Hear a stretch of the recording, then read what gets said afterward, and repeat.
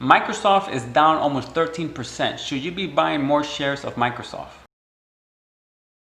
Hey everyone, welcome back to another video here at FiscalVoyage. My name is Felix, and in this video we're going to do a stock analysis on Microsoft. I actually did a stock analysis on Microsoft in November of last year, but Dan wanted me to do an updated video on Microsoft. So thank you, Dan, for commenting and watching a previous video and suggesting me to do a stock analysis on Microsoft. But before we get started, if you're new to the channel, make sure to hit that subscribe button.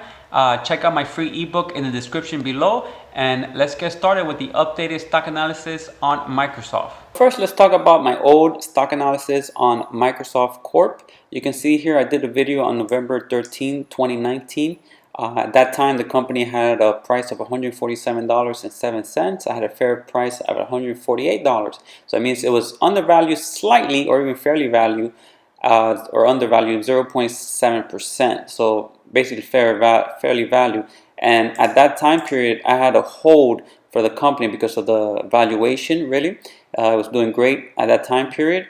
But when I released the video on November 12th at 147, you can see here November 12th, 2019.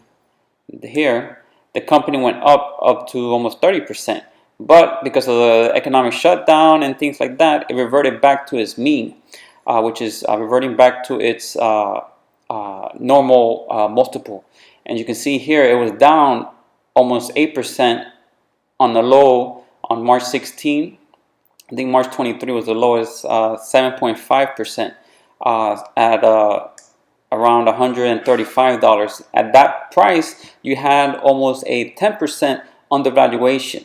And those, obviously, these were the best time to purchase Microsoft. That's the reason why I do these fair value, kind of give you guys a good price point, and 5%, 10%, 15%, 20% undervalue could present a great buying opportunity. But of course, you got to look at more other metrics before you may actually make a decision. But today's video, we're going to update this stock analysis, and let's look at how Microsoft is doing. They just announced dividend increase, and also their full fiscal year 2020. So we're going to go all over all that and find out the current fair value price and provide you with my recommendation if either is a buy, hold, or sell. All right, so here's the new stock analysis on Microsoft Corporation, ticker symbol MSFT. I'm sure you guys heard of Microsoft and know about it, but let's look at the overview of the company. It develops, manufactures, license, supports, and sells computer software, computer electronics, personal computers, and related services. Its best known software products are the Microsoft Windows line of operating systems, the Microsoft Office Suite, Internet Explorer, Edge web browsers, and it also flagship hardware products are the Xbox video game console and the Microsoft Surface lineup of touchscreen personal computers. Let's look at the fundamentals for Microsoft stock. From 2011 to 2020, revenue grew at 8.3% compounded annually. They just on July, they announced the end of quarter or end of fiscal year 2020. So this is why we have start from 2011 to 2020. So net income grew at 7.5% rate in that same 10-year period.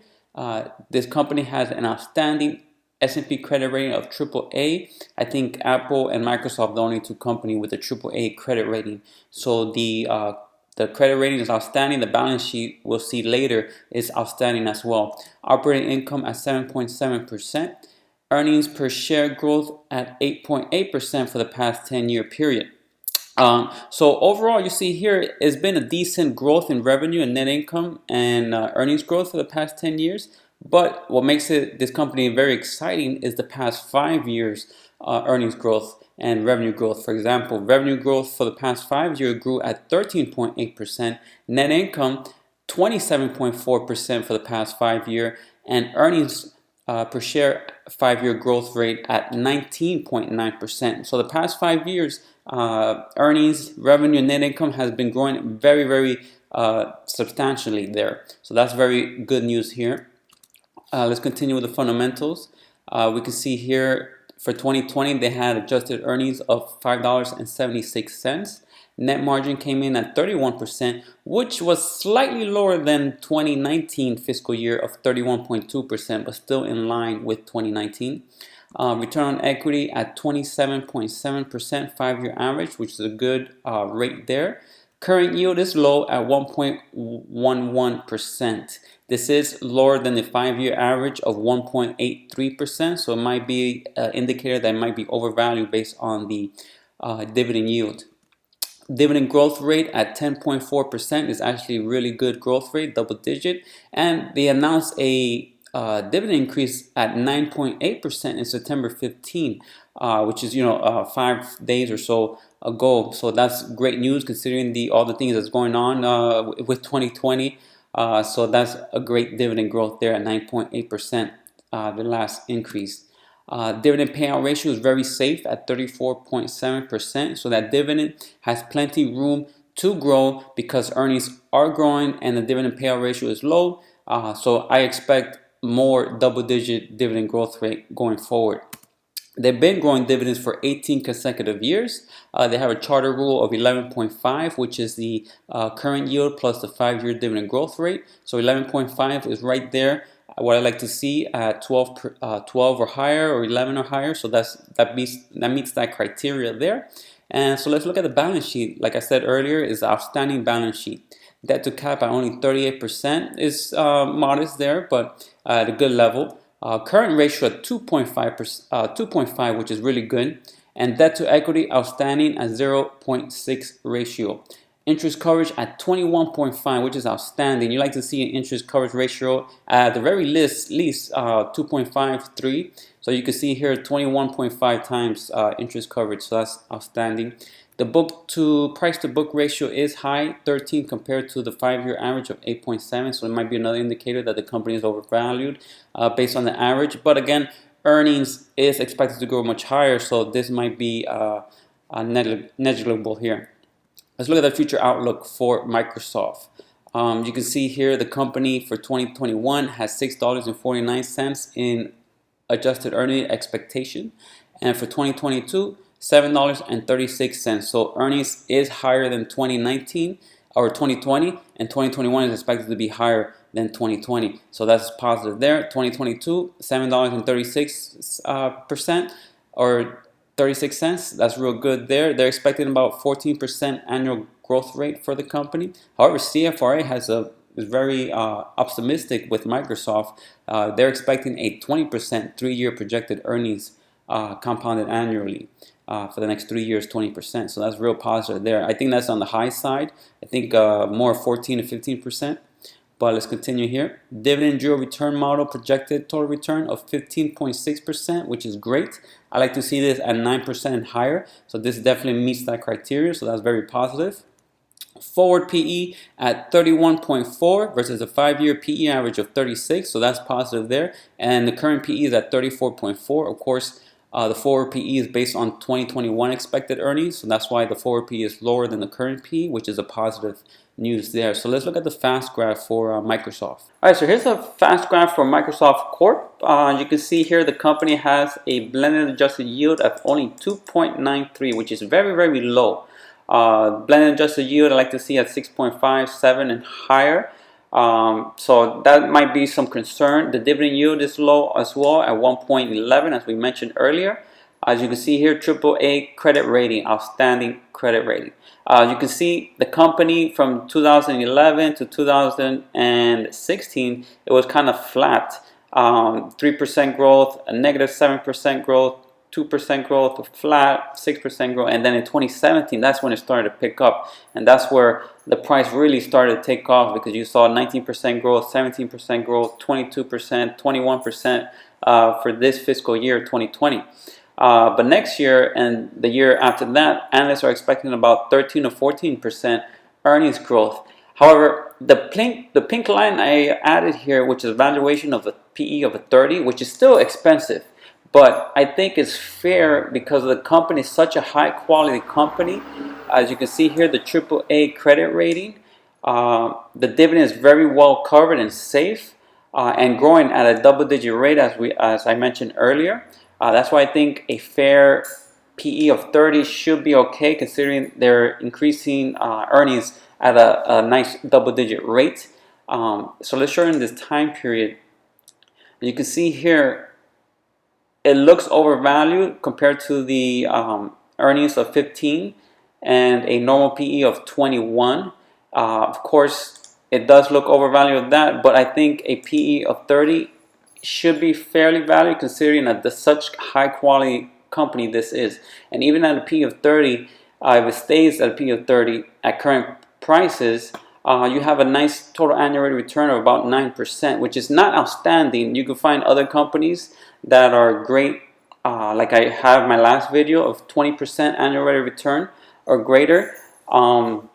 But because this company is such a safe bet, for the next 5-10 years, at $200 a share, it looks very reasonable.